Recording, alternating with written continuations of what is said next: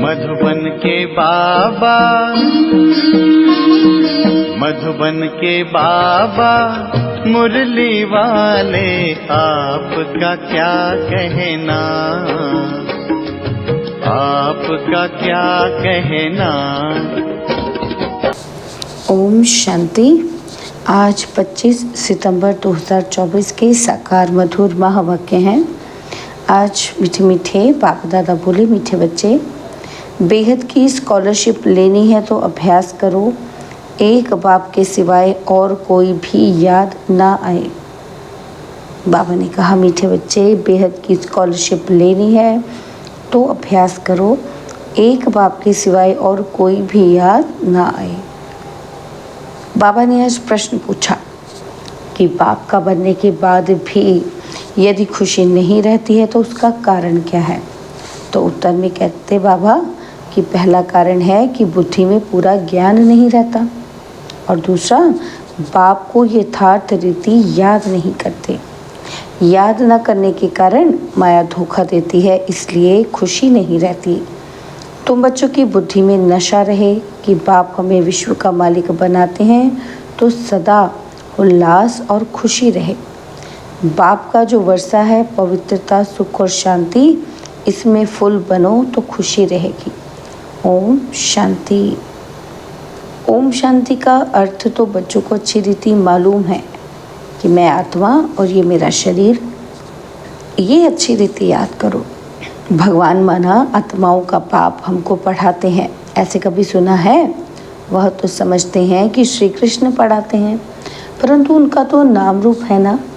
यह तो पढ़ाने वाला है निराकार बाप। आत्मा सुनती है और परमात्मा सुनाते हैं। ये नई बात है ना। विनाश तो होने का ही है ना। एक है विनाश काले विपरीत बुद्धि और दूसरा है विनाश काले प्रीत बुद्धि। आगे तुम भी कहते थे, क्या कहते थे? कि ईश्वर सर्वव्यापी है, पत्थर भीतर में है। इन सब बातों को अच्छी रीति समझना है। यह तो समझाया है कि आत्मा अविनाशी है, शरीर विनाशी है।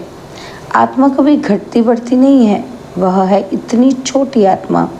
इतनी छोटी आत्मा ही 84 जन्म लेकर सारा पाठ बजाती है। आत्मा शरीर को चलाती है। ऊंच से ऊंच बाप पढ़ाते हैं तो ज़रूर मर्तबा भी ऊंच मिलेगा। आत्मा ही पढ़कर मर्तबा पाती है। आत्मा को देखी नहीं जाती। बहुत कोशिश करते हैं कि देखें आत्मा कैसे आती है, कहाँ से निकलती है, परंतु मालूम नहीं पड़ता है। करके कोई देखे भी तो समझ ही ना सकेंगे। यह तो तुम समझते हो कि आत्मा ही शरीर में निवास करती है। आत्मा अलग है, जीव अलग है। आत्मा छोटी बड़ी नहीं होती, जीव छोटे से बड़ा होता है। आत्मा ही पतित और पावन बनती है। आत्मा ही बाप को बुलाती है कि हे पतित आत्माओं को पावन बनाने वाले बाबा आओ। यह भी समझाया है कि सभी आत्माएं हैं ब्राइड्स और वह है राम ब्राइड ग्रूम एक। वो लोग फिर सभी को ब्राइड ग्रूम कह देते हैं। अब ब्राइड ग्रूम सब में प्रवेश करे, ये तो हो नहीं सकता। यह बुद्धि में उल्टा ज्ञान होने के कारण ही नीचे गिरते आए हैं, क्योंकि बहुत ग्लानि करते, पाप करते, डिफेम करते हैं। बाप की बहुत भारी निंदा की है। बच्चे कभी बाप की ग्लानि करेंगे क्या? परंतु आजकल बिगड़ते हैं तो बाप को भी गाली देने लगते हैं। ये तो है बेहद का पाप। आत्मा ही बेहद के पाप की ग्लानि करती है। बाबा, आप कच्छ मच्छ अवतार हो। श्री कृष्ण की भी ग्लानि की है, रानियों को भगाया कि ये किया, माखन चुराया। अब माखन आदि चुराने की उनको क्या दरकार पड़ी? कितने तमो प्रधान बुद्धि बन पड़े हैं। बाप कहते हैं, मैं आकर तुमको पावन बनाने की बहुत सहज युक्ति बताता हूँ। बाप ही पतित पावन सर्वशक्तिमान अथॉरिटी हैं। जैसे साधु संत आदि जो भी हैं उनको शास्त्रों की अथॉरिटी कहते हैं। शंकराचार्य को भी वेदों शास्त्रों आदि की अथॉरिटी कहेंगे। उनका कितना भभका होता है। शिवाचार्य का तो कोई भभका ही नहीं। इनके साथ कोई पलटन नहीं, यह तो बैठ सभी वेदों शास्त्रों का सार सुनाते हैं। अगर शिव बाबा भपका दिखाए तो पहले इनका भी भपका चाहिए, माना किसका? ब्रह्मा का, परंतु नहीं। बाप कहते हैं मैं तो तुम बच्चों का सर्वेंट हूँ। बाप इनमें प्रवेश कर बच्चों को समझाते हैं कि बच्चे तुम पतित बने हो, तुम पावन बन फिर 84 जन्मों के बाद पतित बन गए हो। इनकी ही हिस्ट्री ज्योग्राफी फिर से रिपीट होगी। इन्होंने ही 84 जन्म भोगे हैं, फिर उन्हें ही तमोप्रधान बनने की युक्ति बताते हैं। बाप ही सर्वशक्तिमान है, ब्रह्मा द्वारा सभी वेदों शास्त्रों का सार समझाते हैं। चित्र में ब्रह्मा को शास्त्र दिखाते हैं, परंतु वास्तव में शास्त्रों आदि की बात है नहीं। ना बाबा के पास शास्त्र हैं, ना इनके पास, ना तुम्हारे पास शास्त्र हैं। यह तो तुमको नित्य नई नई बातें सुनाते हैं। यह तो जानते हो कि सभी भक्ति मार्ग के शास्त्र हैं। मैं कोई शास्त्र थोड़े सुनाता हूँ, मैं तो तुमको मुख से सुनाता हूँ, तुमको राजयोग सिखाता हूँ, जिसका फिर भक्ति मार्ग में नाम गीता रख दिया है। मेरे पास व तुम्हारे पास कोई गीता आदि है क्या? ये तो पढ़ाई है। पढ़ाई में अध्याय श्लोक आदि थोड़ी होते हैं। मैं तुम बच्चों को पढ़ाता हूँ, हूबहू कल्प कल्प ऐसे ही पढ़ाता रहूँगा। कितनी सहज बात समझाता हूँ। क्या? अपने को आत्मा समझो। ये शरीर तो मिट्टी हो जाता है, आत्मा अविनाशी है। शरीर तो घड़ी घड़ी चलता रहता है। आत्मा एक शरीर छोड़ दूसरा लेती है।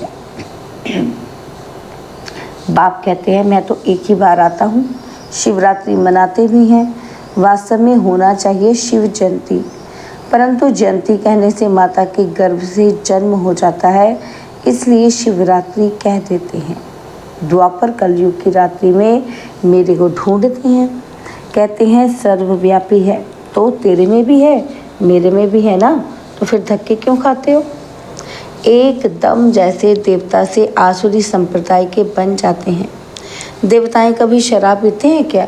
वही आत्माएं फिर गिरी हैं तो शराब आदि पीने लग पड़ी है। बाप कहते हैं अब इस पुरानी दुनिया का विनाश भी जरूर होना है। पुरानी दुनिया में है अनेक धर्म और नई दुनिया में है एक धर्म। एक से अनेक धर्म हुए हैं, फिर एक जरूर होना है। मनुष्य तो कह देते कि कलयुग में अभी 40,000 वर्ष पड़े हैं। इसको कहा जाता है घोर अंधेरा। ज्ञान सूर्य प्रगटा, अज्ञान अंधेर विनाश। मनुष्य में बहुत अज्ञान है। बाप ज्ञान सूर्य ज्ञान सागर आते हैं तो तुम्हारा भक्ति मार्ग का अज्ञान मिट जाता है। तुम बाप को याद करते करते पवित्र बन जाते हो, खाद निकल जाती है। यह है योग अग्नि। काम अग्नि काला बना देती है और योग अग्नि अर्थात शिव बाबा की याद गोरा बनाती है।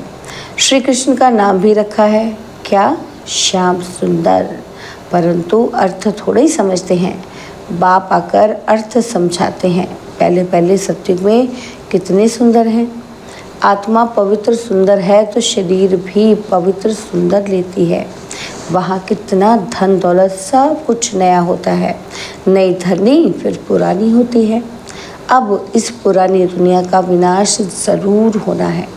खूब तैयारियां हो रही हैं। भारतवासी इतना नहीं समझते हैं जितना वह समझते हैं कि हम अपने कुल का विनाश कर रहे हैं। कोई प्रेरक है, साइंस द्वारा हम अपना ही विनाश लाते हैं।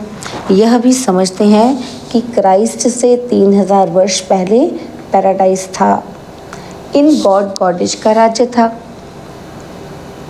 भारत ही प्राचीन था। इस राजयोग से लक्ष्मी नारायण ऐसे बने थे, वह राजयोग फिर बाप ही सिखला सकते हैं, सन्यासी सिखला न सके।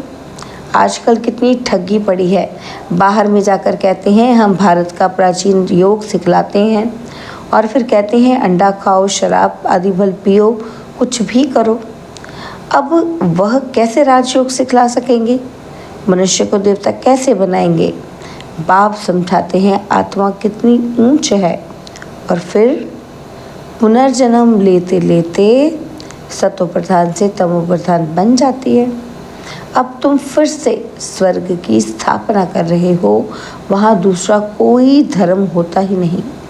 अब बाप कहते हैं नरक का विनाश तो ज़रूर होना है। यहाँ तक जो आए हैं वो फिर स्वर्ग में ज़रूर आएंगे। शिव बाबा का थोड़ा भी ज्ञान सुना तो स्वर्ग में जाएंगे ज़रूर। फिर जितना पढ़ेंगे, बाप को याद करेंगे, उतना ऊंच पद पाएंगे। अभी विनाश काल तो सबके लिए है। विनाश काले प्रीत बुद्धि जो है सिवाय बाप के और कोई को याद नहीं करते हैं, वही ऊंच पद पाते हैं। इसको कहा जाता है बेहद की स्कॉलरशिप। इसमें तो रेस करनी चाहिए। यह है ईश्वरीय लॉटरी। एक तो याद, दूसरा दैवी गुण धारण करने हैं और राजा रानी बनना है, तो प्रजा भी बनानी है। कोई बहुत प्रजा बनाते हैं, कोई कम प्रजा बनती है सर्विस से। म्यूजियम, प्रदर्शनी आदि में ढेर प्रजा बनती है। इस समय तुम पढ़ रहे हो, फिर सूर्यवंशी चंद्रवंशी डिनाइस्टी में चले जाएंगे। यह है तुम ब्राह्मणों का कुल। बाप ब्राह्मण कुल अडॉप्ट कर उन्हों को पढ़ाते हैं। बाप कहते हैं मैं एक कुल और 2 डिनाइस्टी बनाता हूँ। सूर्यवंशी महाराजा महारानी, चंद्रवंशी राजा रानी, इन्हों को कहेंगे डबल सिरताज। और फिर बाद में जब विकारी राजाएं होते हैं तो उनको लाइट का ताज नहीं होता, उन डबल ताज वालों के मंदिर बनाकर उनके पूजते हैं। पवित्र के आगे माथा टेकते हैं। सत्युग में ये बातें होती नहीं। वह है ही पावन दुनिया, वहाँ पति तो होते नहीं। उसको कहा जाता है सुख धाम, वाइसलेस वर्ल्ड। इसको कहा जाता है विशेष वर्ड। एक भी पावन नहीं। सन्यासी घर बार छोड़ भागते हैं। राजा गोपीचंद का भी मिसाल है ना। तुम जानते हो कोई भी मनुष्य 1-2 को गति सदगति दे नहीं सकते हैं। सर्व का सदगति दाता मैं ही हूँ। मैं आकर सबको पावन बनाता हूँ। एक तो पवित्र बन शांति धाम चले जाएंगे और दूसरे पवित्र बन सुख धाम में जाएंगे। यह है अपवित्र दुख धाम। सत्युग में बीमारी आदि कुछ भी होती नहीं। तुम उस सुख धाम के मालिक थे, फिर रावण राज्य में दुख धाम के मालिक बने हो। बाप कहते हैं कल्प कल्प तुम मेरी श्रीमत पर स्वर्ग स्थापन करते हो, नई दुनिया का राज्य लेते हो और फिर पतित नरकवासी बनते हो। देवताएं ही फिर विकारी बन जाते हैं, वाम मार्ग में गिरते हैं। मीठे मीठे बच्चों को बाप ने आकर परिचय दिया है कि मैं एक ही बार पुरुषोत्तम संगम युग पर आता हूँ। मैं युगे युगे तो आता ही नहीं हूँ, कल्प के संगम युगे आता हूँ, ना कि युगे युगे।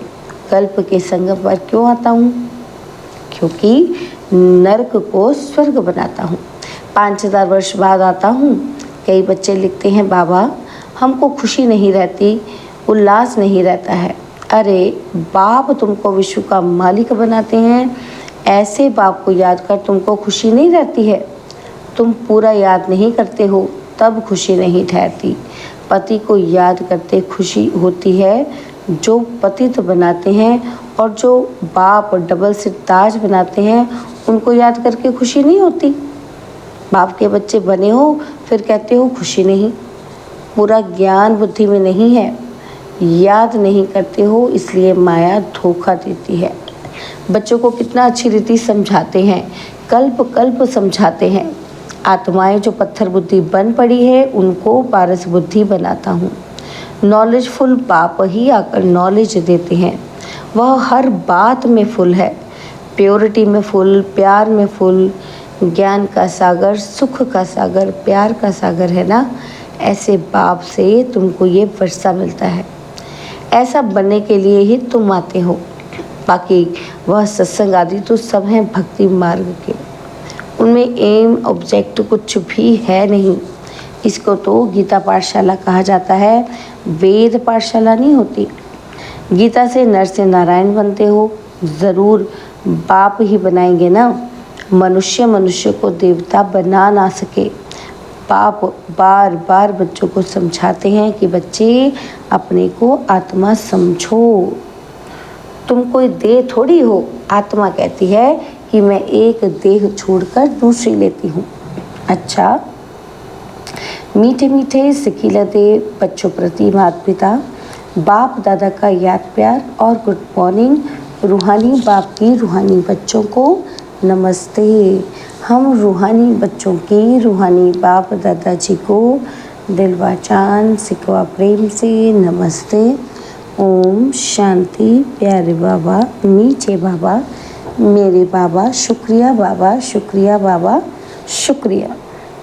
धारणा के लिए मुख्य सार है। पहला पॉइंट है, जैसे शिव बाबा का कोई भपका नहीं, सर्वेंट वन बच्चों को पढ़ाने के लिए आए हैं, ऐसे बाप समान अथॉरिटी होते हुए भी निरहंकारी रहना है, पावन बनकर पावन बनाने की सेवा करनी है। और सेकंड पॉइंट है, विनाश काल के समय ईश्वरीय लॉटरी लेने के लिए प्रीत बुद्धिबन याद में रहने व दैवी गुणों को धारण करने की रेस करनी है। बाबा ने आज हमें वरदान दिया, शुद्ध संकल्पों के घेराव द्वारा सेफ्टी का अनुभव करने और कराने वाले शक्तिशाली आत्मा भव। शुद्ध संकल्पों के घेराव द्वारा सेफ्टी का अनुभव करने और कराने वाले शक्तिशाली आत्मा भव। शक्तिशाली आत्मा वह है जो दृढ़ता की शक्ति द्वारा सेकंड से भी कम समय में व्यर्थ को समाप्त कर दे। शुद्ध संकल्प की शक्ति को पहचानो। एक शुद्ध व शक्तिशाली संकल्प बहुत कमाल कर सकता है। सिर्फ कोई भी दृढ़ संकल्प करो तो दृढ़ता सफलता को लाएगी। सबके लिए शुद्ध संकल्पों का बंधन घेराव ऐसा बांधो जो कोई थोड़ा कमज़ोर भी हो उसके लिए भी यह घेराव एक छत्र छाया बन जाए, सेफ्टी का साधन व किला बन जाए। स्लोगन है, सबसे श्रेष्ठ भाग्य उनका है जिन्हें डायरेक्ट भगवान द्वारा पालना, पढ़ाई और श्रेष्ठ जीवन की श्रीमत मिलती है। सबसे श्रेष्ठ भाग्य उनका है जिन्हें डायरेक्ट भगवान द्वारा पालना, पढ़ाई और श्रेष्ठ जीवन की श्रीमत मिलती है। ओम शांति।